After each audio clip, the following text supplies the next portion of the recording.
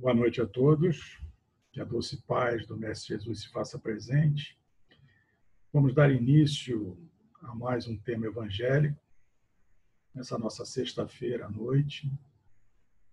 E para nossa preparação, para nossa ambiência, eu vou fazer uma leitura do livro Fonte Viva, na lição 87, Recebeste a Luz. E diz assim: Recebeste o Espírito Santo quanto crestes. Isso está em Atos, capítulo 19, versículo 2. O católico recolhe o sacramento do batismo e ganha um selo para identificação pessoal, na estatística da igreja a que lhe pertence. O reformista das letras evangélicas entra no mesmo cerimonial e conquista um número no cadastro religioso do templo a que se filia. O espiritismo incorpora-se a essa ou aquela entidade consagrada, a nossa doutrina consoladora, e participa verbalmente do trabalho renovador. Todos esses aprendizes da escola cristã se reconfortam e se rejubilam. Uns partilham um contentamento da mesa eucarística, que lhe avisa a esperança do céu. Outros cantam em conjunto, exaltando a divina bondade, aliciando largo material de estímulo. Na jornada santificante, entre outros, ainda se reúnem ao redor da prece ardente e recebem mensagens luminosas e reveladores de emissários celestiais que lhe consolidam a convicção da imortalidade, além. Todas essas posições, contudo, são de proveito, consolação e vantagem. É imperioso reconhecer, porém, que se a semente é auxiliada pela adubação, pela água, pelo sol, é obrigada a trabalhar dentro de si mesma a fim de produzir. Medita, pois, na sublimidade da indagação apostólica, abre aspas. Recebeste o Espírito Santo quanto crestes, fecha aspas. Vale-se da revelação com que a fé te beneficia e santifica o teu caminho, espalhando o bem. Tua vida converte-se num manancial de bênçãos para os outros e para a tua alma. E se te aplicares, em verdade, ao Mestre do amor, lembra-te de que não és tu quem espera pela divina luz. É a divina luz, força do céu ao teu lado, que permanece esperando por ti. Essa é a nossa mensagem da noite. E uma reflexão que a gente pode tirar daí é o seguinte: nós temos recebido muito conhecimento da espiritualidade, aí falando pela doutrina espírita, mas nós temos que usar todo esse aparato, todo esse conhecimento em nós, na nossa reforma íntima. Se verdadeiramente nós trabalharmos assim, nós estamos no caminho certo. Essa é a convocação. Sejamos luz onde quer que estejamos. Bom, antes do tema, né, a gente vai fazer agora a nossa prece de abertura.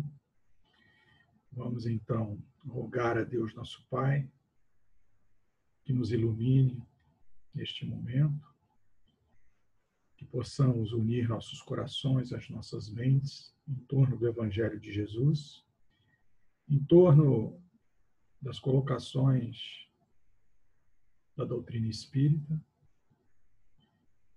que essas reflexões possam soar dentro de nós, na busca constante do nosso aprimoramento íntimo, na dilatação da nossa fé, e que possamos ser verdadeiros cristãos na nossa caminhada evolutiva.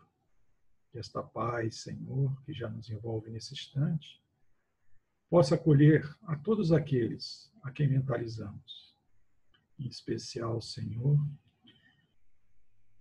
por todos aqueles que estão passando por esse momento de pandemia, que é uma situação mundial, que esse entendimento deste momento se faça presente, que possamos ter sabedoria, que possamos ter paciência, resignação, para tirarmos deste momento aprendizados espirituais que possam nos conduzir, Senhor, a um aprimoramento de paz e de harmonia. Obrigado, Senhor, e pedimos então a tua permissão, Mestre amado e benfeitores aqui presentes, em especial nosso irmão Moacir, dirigente espiritual da nossa casa, para que possamos iniciar o tema da noite de hoje do Evangelho, dizendo graças a Deus. O tema que nós nos propomos desenvolver diz respeito à reencarnação. O porquê que quando nós reencarnamos, nós esquecemos do nosso passado. Vamos refletir sobre essa questão. E eu fui buscar apoio para essa reflexão no livro Missionários da Luz, da série André Luiz, mais precisamente no capítulo 12, que ele trata da preparação de experiência, quer dizer, antes da gente reencarnar, a gente passa por um planejamento reencarnatório, e é o que nós vamos abordar nesse primeiro momento. No segundo momento, nós vamos estar falando sobre a reencarnação propriamente dita. E nesse livro, Missionários da Luz, tanto a preparação de experiências quanto a reencarnação propriamente dita, trata da história de Segismundo, esse companheiro que reencarna numa família que lhe acolhe. Então, é relatado toda a preparação da reencarnação dele e o ato da reencarnação. É muito interessante. Nós não vamos ter condição de hoje detalhar a fundo esses dois capítulos, mas vamos dar um saborzinho para que aguce a nossa vontade de pesquisar, estudar e entender cada detalhe, porque é muito rico essa lição, muito rico. É um case que a maioria dos espíritas, eu vou estar até falando aqui, mas eu tenho certeza que muito de vocês já leu esse capítulo, já meditou a respeito e tirou muitos ensinamentos. Mas como a gente tem um processo de nivelamento de conhecimento, o tema da noite de hoje vai ser essa questão do esquecimento passado. Pois bem, quem foi Segismundo? Segismundo se encontrava agora na espiritualidade, já com um conhecimento, desenvolvendo um trabalho espiritual vamos dizer assim, de nome, já tinha assim, era um trabalho bom, um trabalho de bem, e ele sentiu necessidade, para poder continuar evoluindo na sua caminhada na espiritualidade, a necessidade dele reparar algo que ele havia feito no passado, que a consciência sempre estava ali cobrando. E o fato foi o seguinte: em uma reencarnação passada, ele era um exímio espadachim, e naquela época o duelo era uma coisa que a lei abonava, permitia. Se houvesse aí um desafio e que tivesse toda uma situação configurada, você tinha lá o juiz seguindo todo aquele processo, e se houvesse no duelo a morte, estava tudo bem. Como ele era um espadachim muito bom, ele usava dessa artimanha. E ele ficou interessado por uma mulher que era casada, essa mulher se chamava Raquel, casada com Adelino, e ele então criou uma situação que provocou o duelo com Adelino. Como ele era um espadachim de renome, ele lutou, né? Teve uma luta com esse Adelino e matou. E, com isso, ele teve o caminho aberto para ficar com a esposa, que era o objetivo dele, Raquel. E ele, por sua vez, usou Raquel quanto pôde, depois desprezou ela e ela acabou indo ter que finalizar os seus dias aqui no plano reencarnatório como prostituta. Isso deixou uma mácula nesse trio aí. Nesse trio ficou uma mácula, uma mágoa, precisava contornar toda essa situação. Então, ele, já na espiritualidade, os três na espiritualidade,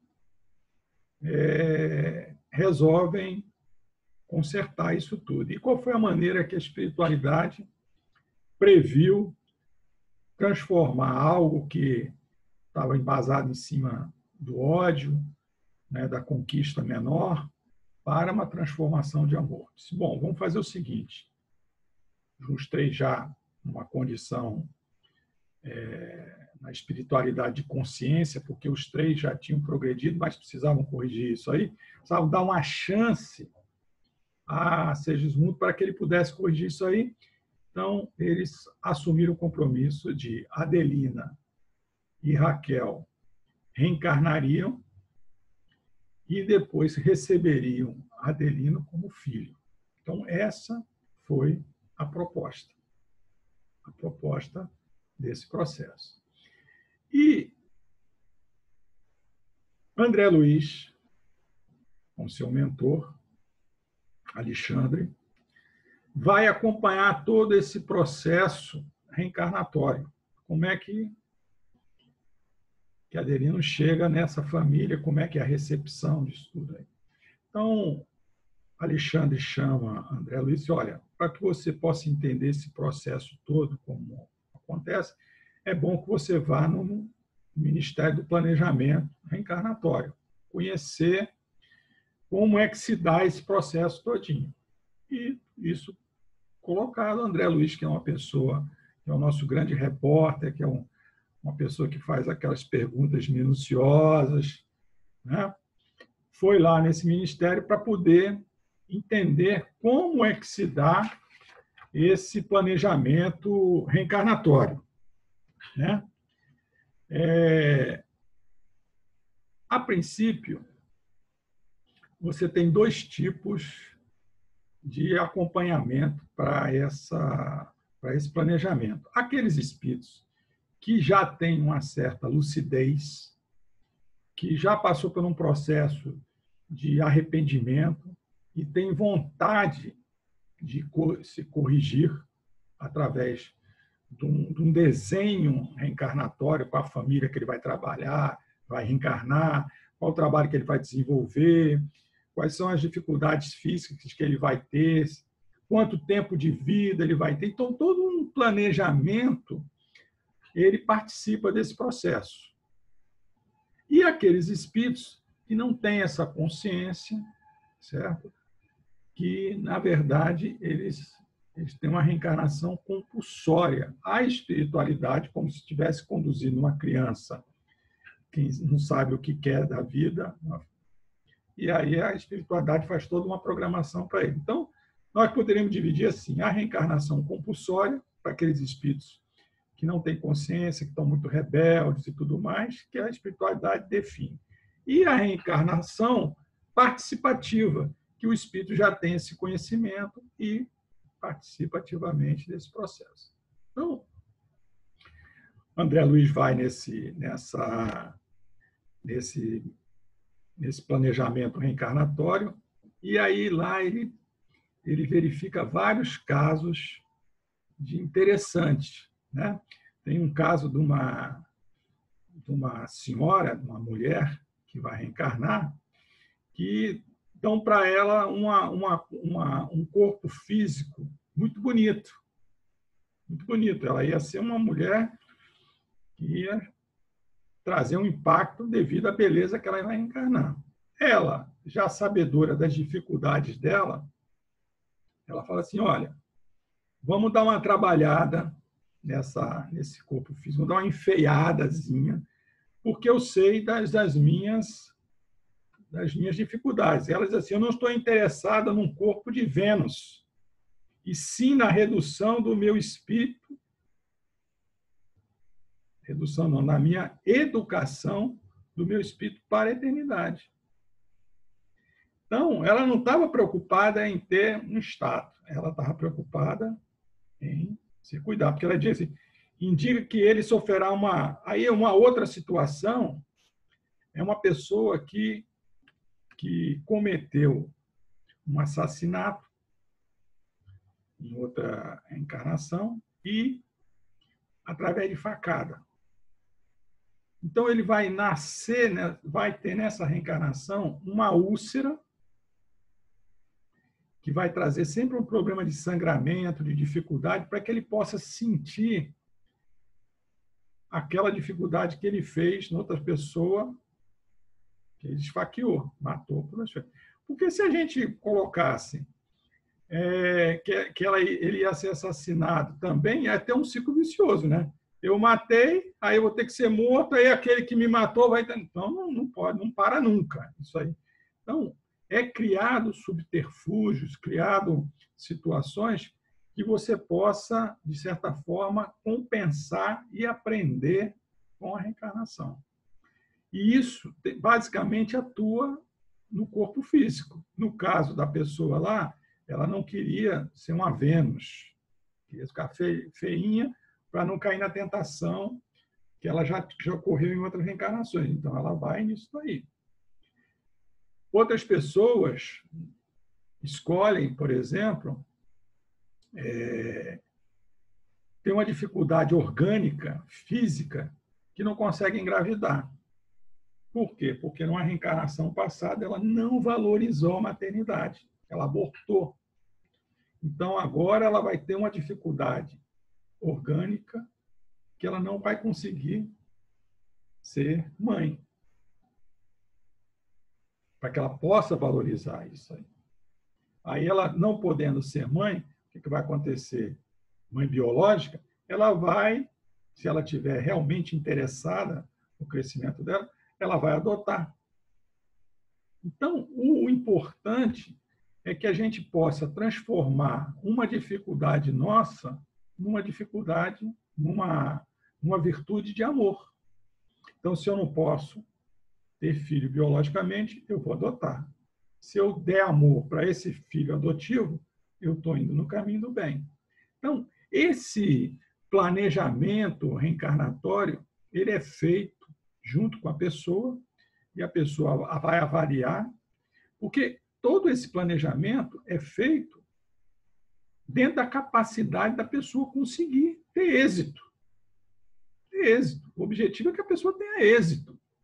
Então, é colocado uma série de condições para que a pessoa, avaliando tudo aquilo que ele vai passar, ele tenha sucesso no final. Essa é a proposta. E o mais interessante nisso tudo é que, desde esse momento, nós temos ali um mentor, um anjo da guarda, alguém que nos acompanha naquele processo todinho. Segismundo tinha um companheiro. E esse companheiro, ele não se limita a ajudar a programação, não. Ele vai acompanhar a reencarnação dessa pessoa. Vai estar junto dessa pessoa, orientando constantemente esse processo. E isso é muito interessante, porque isso é conosco. Isso é conosco. Então, é muito bom que, quando a gente vá dormir, a gente tendo consciência disso, a gente possa estar sempre em contato com o nosso anjo da guarda, com o nosso mentor, Quem assistiu o filme do Divaldo, né, tem lá a Joana de Anjos sempre ali, nos momentos, né, orientando, puxando a orelha, dizendo, ó, vai por aqui, vai por ali, ó, você resvalou aqui. Isso todos nós temos. Todos nós temos uma Joana de Anjos na nossa vida. Só tem outro nomezinho. Né? E nós temos que usar essa prerrogativa que nós temos, que é uma prerrogativa do bem. Tem um anjo da guarda que vai estar nos auxiliando. Então, muitas das vezes, nós temos que tomar decisões na nossa vida, ou muitas vezes estão acontecendo fatos na nossa vida, que a gente pode, antes de dormir, dizer, vou dormir, no meu desprendimento do sono, eu quero encontrar com o meu mentor, e ele me oriente, converse, e olha, é fatal. Você acorda no outro dia, parece que aquilo que você pediu vem nítida na sua cabeça e você toma a decisão acertadamente, porque você sintonizou com o seu mentor. E quando a gente começa a criar essa parceria mental com o nosso mentor, através da oração, através da meditação, das ponderações, baixando um pouco a nossa ansiedade, para poder nos ligar mentalmente com o nosso mentor, olha, deslancha muito mais tranquilamente a nossa caminhada. Pois bem, então, essa fase de preparação reencarnatória, ela é muito interessante. E aí, como é que se deu com Segismundo? Se a turma juntou lá e falou assim, olha, Segismundo, você tem consciência desse processo todo, você que está pedindo para reencarnar, você tem condições de ter sucesso. Nós já fizemos uma prévia com a Adeline e com a Raquel, que foram as duas pessoas que você criou dificuldade, criou uma rusga através de um crime que você cometeu. Apesar de, na época, não ser taxado pelas leis lá como crime, mas a sua intenção foi tirar a vida dessa pessoa, o que vale a intenção. Perante a lei de Deus, você cometeu realmente um crime. Mas você hoje, tendo consciência disso, quer reparar isso aí. Então, foi previsto com Raquel e com Adelino, eles reencarnarem e você vai nascer como filho dele. E nesse convívio familiar, você vai poder restaurar, através do amor, a consciência, a sua consciência, e apagar do seu coração, com a borracha do amor, aqueles atos menores. Vamos começar um novo futuro com relação a isso. E aí que vem a primeira vamos dizer assim, avaliação do tema da noite. Por que a gente esquece o passado quando a gente reencarna? Imaginem vocês que Segismundo, que matou Adelino, reencarna um sabendo que foi assassinado pelo outro. Não vai dar certo. Não vai dar certo. Eles vão ter dificuldade com isso. Então, o esquecimento do passado tem esse propósito. Facilitar um novo recomeço, no caso de Segismundo. E aí começa o processo reencarnatório. Começa o processo reencarnatório. Aí como é que acontece esse processo reencarnatório? Começa a haver uma aproximação do espírito de Adelino aos pais, aos futuros pais. Só que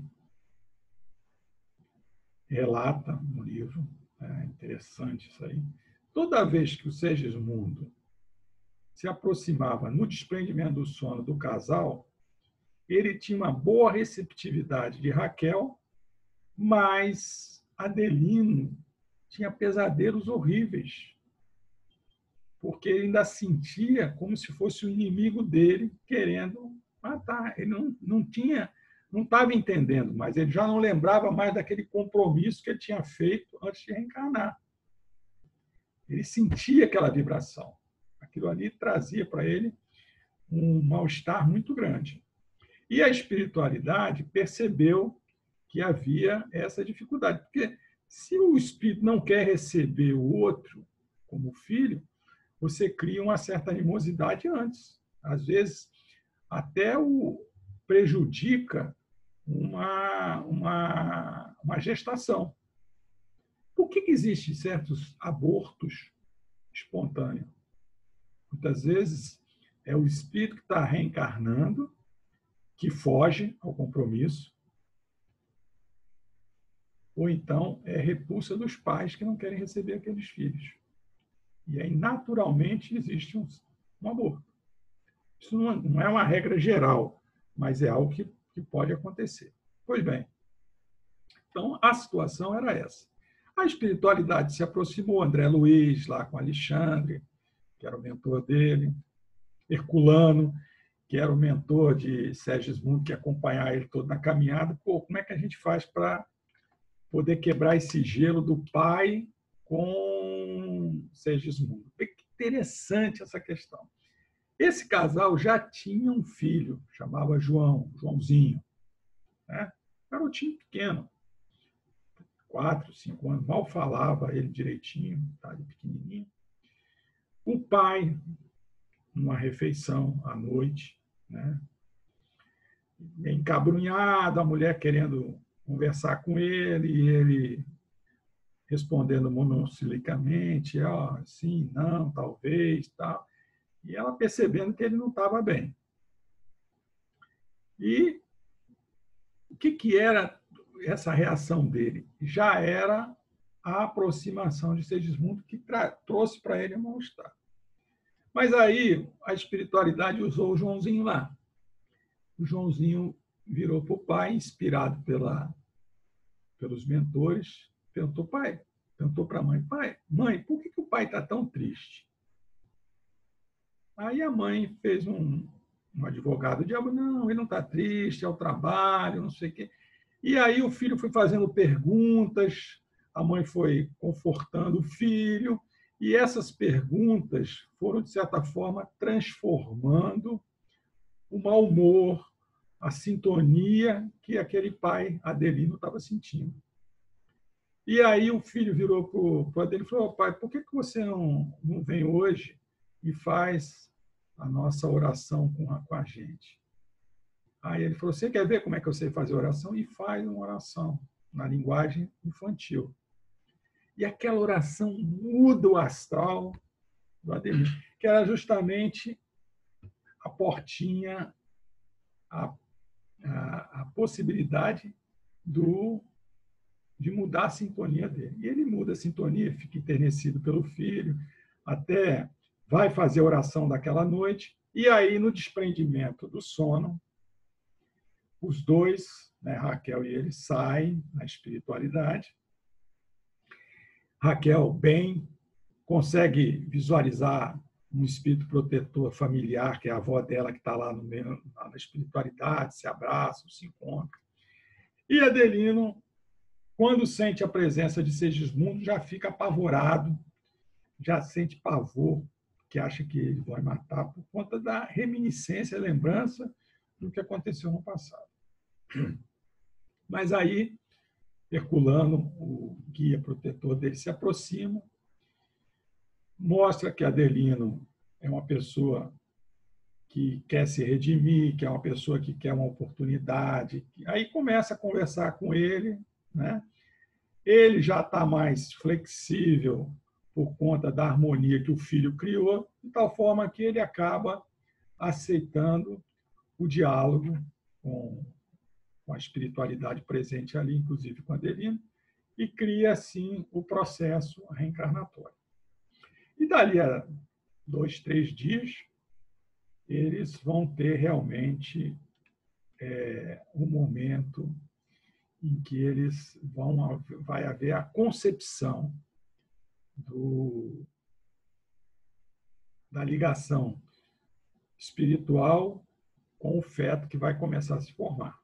E aí é muito interessante, interessante mesmo.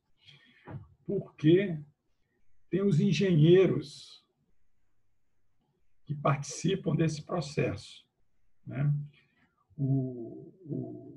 Esses engenheiros, eles trabalham a genética, e eles escolhem o espermatozoide que tem a melhor adequação para aquele planejamento físico que foi feito para Segismundo. Porque o Segismundo, ele vai ter um problema cardíaco, ele vai ter um tempo de vida previsto para desenvolver todo aquele aprendizado.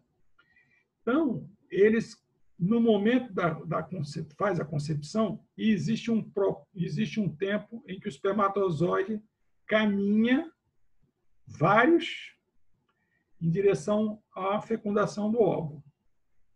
É até interessante porque o André Luiz tem uma preocupação, quer dizer que nós vamos participar desse processo de acasalamento, vamos dizer assim, nós vamos assistir o ato sexual, e aí tem uma explicação interessante que vale para todos nós. Ele diz o seguinte, olha, nós não vamos precisar assistir o ato, porque entre o ato e a caminhada do espermatozoide existe um tempo que a gente pode esperar que haja o ato. Quando eles dormirem, aí sim nós vamos estar presentes. Aí o André Luiz fez uma seguinte pergunta para ele, mas vem cá, quer dizer que no ato, propriamente dito, de todos os casais, os espíritos nunca estão presentes assistindo? Ele falou, depende. Aqueles casais que já têm uma conduta de amor, uma conduta ética, que tem uma ligação espiritual, que usa o ato de forma honrada, é como se a câmara nupcial tivesse uma proteção que ninguém chega lá. É algo da intimidade do casal. Agora, ele falou, isso aí é comum para todo mundo? Não.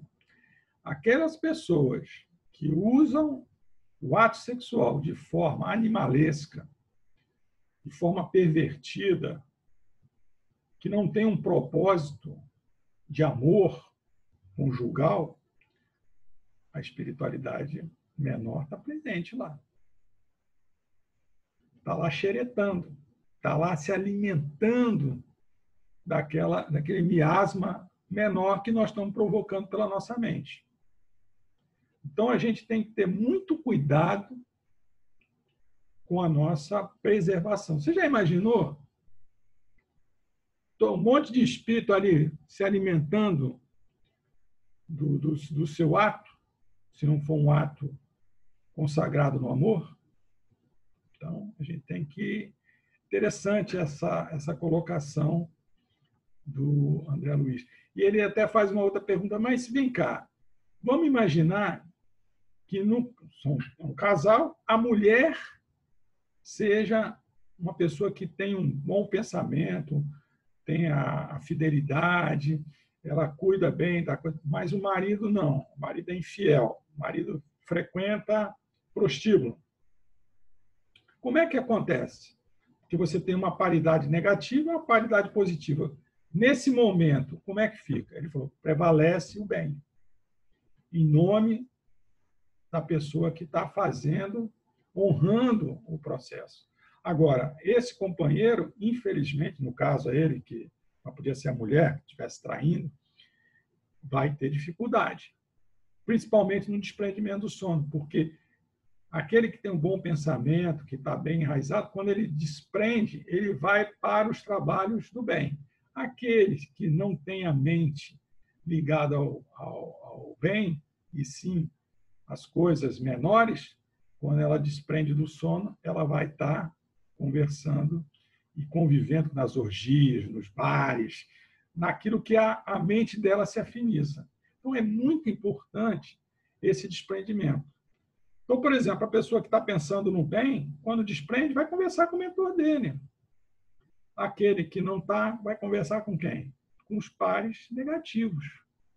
Então, de repente, a pessoa está enferma, está doente, está obsediada. Por conta de quê? Por conta de uma educação de pensamentos.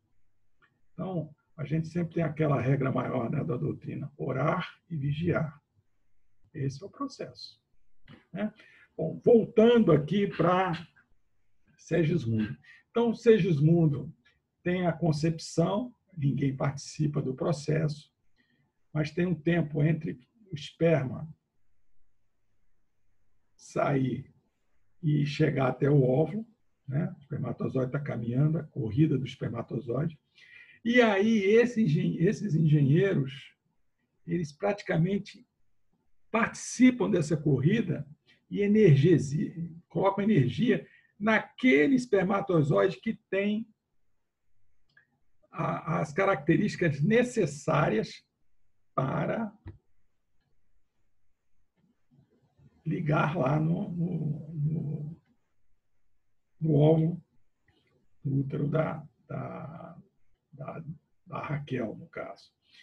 Pois bem, a concepção ela é ligação célula a célula do perispírito àquele corpo que está se formando, célula a célula.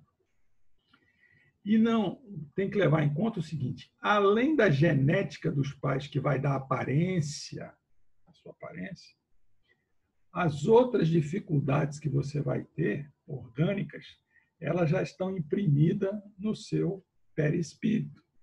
Então, o perispírito é modelador do seu corpo físico. Veja que interessante, isso é colocado no livro. Então, por exemplo, só para contextualizar, se numa reencarnação eu cometo um suicídio tomando veneno, eu, além de danificar o meu corpo físico, eu vou, no meu perispírito, deixar uma marca. Vai ficar marcado no perispírito aquele veneno que eu tomei. Quando eu for reencarnar novamente, que começar a ligação célula a célula com o meu perispírito, essa marquinha que ficou no meu perispírito, do veneno, vai passar para esse novo corpo que eu vou ter. Então, eu vou sentir gastrite, sentir dor. Falar, papai, de onde é que vem isso aí? De onde é que vem essa dificuldade? Daquilo que você ficou marcado no seu perispírito. Se eu fui fumante, alcoólatra, tudo ficou marcado no meu perispírito e provavelmente eu vou ter uma dificuldade naquele processo. Certo? No caso que eu comentei aqui, a pessoa que esfaqueou o outro vai ter uma dificuldade orgânica, vai ter uma úlcera para sentir o sangramento daquela facada que ele deu no outro companheiro. Onde é que ficou marcado essa dificuldade? No perispírito. E que agora, na formação do corpo, vai resultar naquilo lá.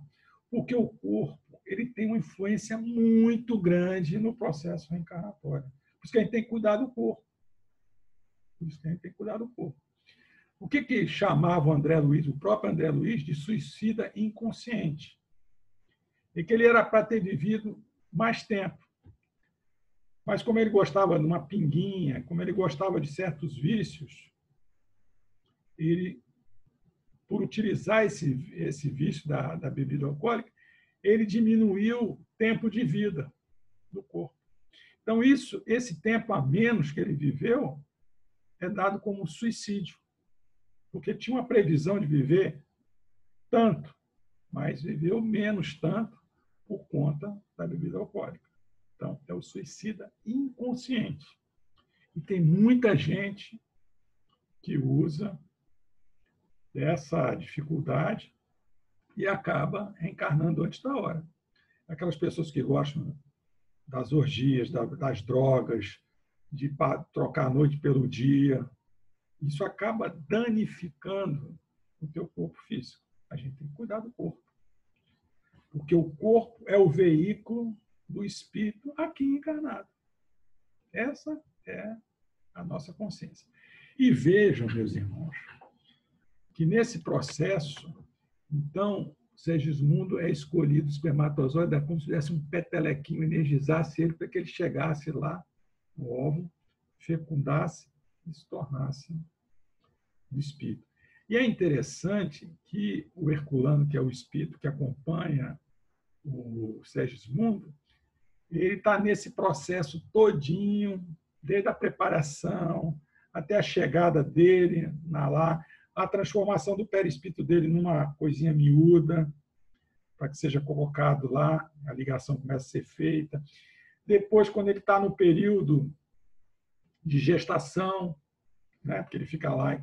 Depois, quando ele nasce, até uma certa idade, para que o sangue possa consolidar aquela reencarnação, ele está presente. E depois, na vida adulta, na juvenil adulta, que vai acompanhar aquele espírito para que ele possa realmente ter êxito na reencarnação. Então, aí a gente pergunta, André Luiz até pergunta, mas isso é feito com todos os espíritos que vão reencarnar? Todos os espíritos que vão reencarnar. A mesma trabalheira, vamos dizer assim, o mesmo planejamento, o mesmo acompanhamento é feito com todos nós, todos os espíritos. Você imagina a quantidade de espírito que reencarna no nosso planeta diariamente. E tem todo um trabalho. Tem o nosso lar aqui, que se espelhou mas tem várias comunidades do orbe espiritual em torno da Terra que possibilitam essa reencarnação, seja ela uma reencarnação compulsória, seja ela uma reencarnação participativa. Mas tudo isso acontece. Agora, por que lembrar do passado traria um gravíssimo inconveniente? Primeiro que a gente podia se humilhar, né? Humilhar, se lembrar que você não foi uma boa pessoa, e você se sentir inferiorizado no meio que você está vivendo. Ou então, você se exaltar, não, eu fui fulano de tal, fui um cientista tal, e se exaltar por conta dessa lembrança. Pode ser também você lembrar da sua reencarnação passada, travar o nosso livre-arbítrio, a nossa forma de agir. Porque você imagina bem o seguinte, quando Raquel recebeu Segismundo no colo, aquela coisinha miudinha, botou assim, colheu nos seus colo aqui, colocou pertinho do coração, ela olhou para aquela criança e falou assim, quem será esse que está chegando? Que espírito é esse? Que nós somos espíritos imortais. Que relação eu tive com esse espírito? E é nesse momento que você vai olhar para aquela coisa pequenininha, miudinha, e dar todo o carinho, todo o amor àquela criança. Agora, imagine você, se você lembrar, pegar a cabeça, esse foi o cara que me levou para o prostíbulo, foi que assassinou meu marido. Eu pego aquela criança e fica doida. Por isso, a importância da gente esquecer o passado. Esquecer do passado. Agora, quando a gente volta para a espiritualidade, essa lembrança vai sendo reavivada de acordo com a nossa necessidade e com o nosso amadurecimento espiritual. Às vezes a gente pode saber também quem nós fomos, não, vai devagarinho. Devagarinho. E aí nós vamos crescendo. Né? O Emmanuel, por exemplo, teve contato com Jesus. Né? E não aproveitou nesse primeiro momento, a esposa dele sim, mas ele não. Mas ele evoluiu, ele cresceu. Então ele vai olhar, quando a gente lê há 2000 anos atrás, um livro, depois 50 anos depois, a gente vai ver toda essa trajetória espiritual do Emmanuel. O crescimento dele. Ele foi lembrando da história dele e trouxe para ele a história. Nós também vamos ser assim. Cada um de nós tem uma história. E a gente sabe que não para, a gente sempre está evoluindo. Né? E agora é interessante o seguinte, normalmente a gente reencarna no meio ambiente familiar, ou do trabalho, ou da casa espírita, ou do clube de futebol que você participa, né? Do meio social que você já teve contato em vidas passadas. Não é à toa que esse compromisso se faz presente novamente. Então, cada pessoa, cada personagem dessa vida tem um posicionamento com você. Aí que a gente chama dos relacionamentos. E o objetivo desse relacionamento é a família espiritual, onde Deus é Pai e os demais são todos irmãos. É isso que nós temos que buscar na nossa caminhada evolutiva, na nossa caminhada reencarnatória. Quais são os nossos propósitos com os nossos filhos, com a nossa esposa, com o nosso vizinho, nossos pais, o meio que a gente vive. Nós temos que prestar muita atenção nesse processo todinho. Agora, no caso de Segismundo, né, que é muito interessante, qual é a utilidade, está até na questão 383 do Livro dos Espíritos, que diz assim, qual para este a utilidade de se passar pelo estado da infância? E aí os Espíritos respondem, encarnado com o objetivo de se aperfeiçoar. O espírito, durante este período, é mais acessível às impressões que recebe, capazes de auxiliar o adiantamento para que devem contribuir os incumbidos de educá-lo. Então, os pais, nesse momento da infância, que o espírito está mais flexível, que o seu eu não veio à tona ainda, de educar essa criança, de ver as tendências dela e trabalhar essas tendências. Aí que entra o papel de Adelino e de Raquel para trabalhar aquele espírito que foi rebelde em outras reencarnações para com ele mesmo. Educar, promover essa criança.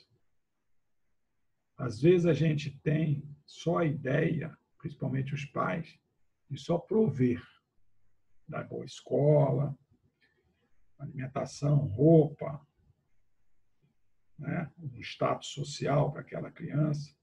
E aí diz, não, minha missão está cumprida. Não. Até então você proveu, você tem que promover essa pessoa, dar os limites, dar exemplo, conduzir essa pessoa para o bem, trazer ela para o processo de ajudar outras pessoas. Essa é a grande sacada com o pai educador, trabalhando sempre para que essa criatura, quando chegue na juventude e depois na vida adulta, possa ter um respaldo para poder, quando o seu eu espiritual vier à tona, ele trabalhar pelo bem. Então, é muito importante nessa fase dar religiosidade para a pessoa, falar sobre Jesus. Então, você veja como foi importante nesse processo o Joãozinho lá, que possibilitou, através da oração que a mãe ensinava para ela, despertar todo um ambiente propício na família. A criança já é educada com fé, confiança em Deus. E a espiritualidade já usa esses pequenos para poder criar uma ambiência boa dentro do lar. Então, esse processo de promoção familiar desses espíritos que chegam até nós, ele é fundamental para que tenha sucesso. Isso foi compromisso desses pais, Adelino e a Raquel, para com esse espírito, que era um espírito, vamos dizer assim, que prejudicou o casal. Mas veja, um compromisso de recebê-lo como filho, educá-lo, para que aquele mal-estar passe e se transforme numa coisa bonita do amor. Então, saiu de uma família consanguínea e, o mais importante, uma família espiritual. Esse é o propósito de todos nós. não só falando familiarmente, mas de toda a comunidade que nós vivemos, com o chefe, com aquele chefe que é menos chatinho, que é mais chatinho, aquele chefe que é distante, que é sanguessuga, com todos nós temos que buscar essa consciência de uma boa convivência. Então, o nosso tema da noite de hoje é esse, não vamos nos estender mais. Eu gostaria que, se vocês pudessem ter oportunidade de dar uma lida no livro Missionários da Luz, da série do André Luiz, porque nós temos que ler todos os livros da série André Luiz, porque é fantástico, né? Milena, outro dia, estava falando da ação e reação, nós estamos falando hoje de Missionários da Luz. Nós estamos aí na pandemia, estamos sem fazer muita coisa, vamos ler, vamos buscar os ensinamentos. E o André Luiz é uma linguagem muito fácil, muito gostosa de ler, você começa a ler e não para mais. Então, o convite está feito. Vamos agradecer essa oportunidade. Eu agradeço a todos vocês por estarmos aqui juntos nesse momento de reflexão e que Jesus possa, desde já, nos envolver para que logo mais, no desprendimento do sono, a gente possa dar continuidade, porque as reuniões continuam na espiritualidade, os tratamentos continuam na espiritualidade. O nosso anjo da guarda está doido para que a gente abra a nossa mente, para que a gente possa trabalhar uníssono com ele nessa caminhada evolutiva, nesse bem que todos nós, cristãos e espíritas, desejamos para a humanidade, principalmente nesse momento de pandemia. Então, vamos agradecer. Mestre amado Jesus, obrigado, Senhor, do fundo do nosso coração, por esses momentos reflexivos, que possamos ter consciência desse momento reencarnatório, desse aprendizado que estamos passando e vamos passar com confiança,